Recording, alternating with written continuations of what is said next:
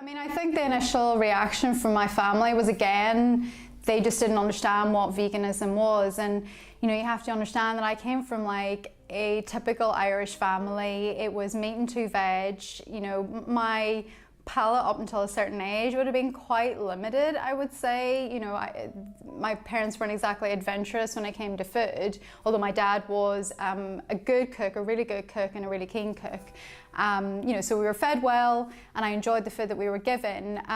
So for them it was just, oh, this is a phase, and you know, and they didn't just fully understand what it was, but they were very conscious of eating meat and dairy. My dad especially eating meat around me, and he would say, do you want me to leave the room, or do you want me to eat this and I'd be like, well, no, don't be silly, you know, we'll eat together. And I always made sure from the beginning that we ate together as a family, and that we didn't really discuss veganism around the table. And I don't know why or where that came from, but and again, you know, when I think about it, you know, 7+ years ago, there was no instruction manual.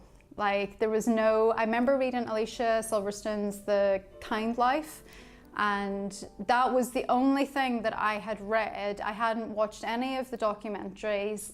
I hadn't, and this is why when I think back, I'm almost amazed, because I'm like, well, where did this come from? It obviously fed in from something and from somewhere, but I didn't feel the need to watch Earthlings, for example, to kind of be convinced that this was the new way for me, or the, you know, the right path for me. But yeah, I think maybe a year or two into it, my parents realized this is, you know, she's in it for the long haul. This isn't just a passing phase. And it wasn't until my dad got ill, you know, and he actually started to look at his own diet.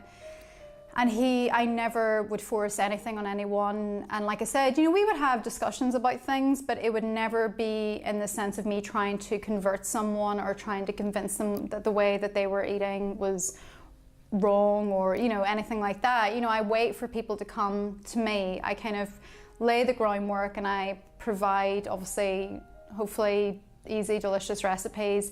And I try and make it as inclusive as possible. I try and make it as welcoming as possible.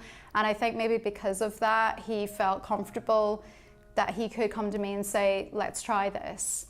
And my mum is still basically plant-based. I mean, she will occasionally have, and I mean, probably I'm talking like maybe once, twice max a year.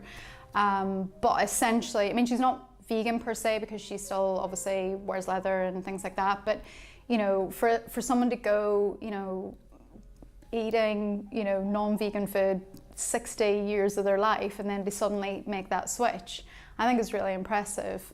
So I'm really proud of what my parents have done, actually.